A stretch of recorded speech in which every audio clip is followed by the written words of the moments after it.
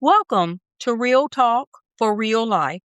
Realizing everyone is always learning and living your full experience. This is where we live out loud, on purpose, and with purpose.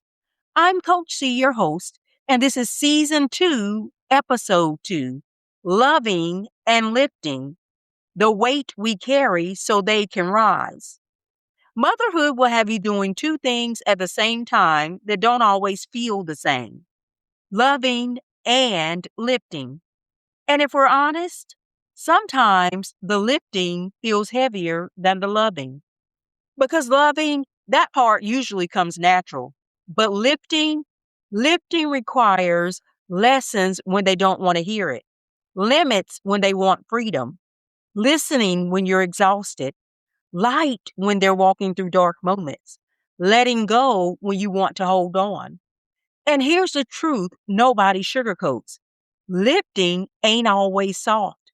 Sometimes it looks like saying no when they want yes, holding them accountable when it would be easier to excuse, standing firm when they test every boundary you set. Because we're not just raising children, we're raising decision makers. We're raising people who have to navigate life, handle pressure, own their choices. And that means sometimes our love has to come with weight, not to break them, but to build them. Now, let's talk about the part that hits different. The lifting gets heavier when they're growing through challenges, choices, changes. When life starts introducing them to real consequences and you feel it, you carry it, you pray through it, you coach through it, you cry about it in private and still show up steady in public. That's lifting.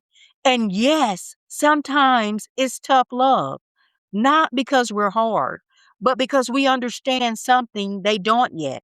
Life doesn't bend just because you're not ready. So we prepare them anyway.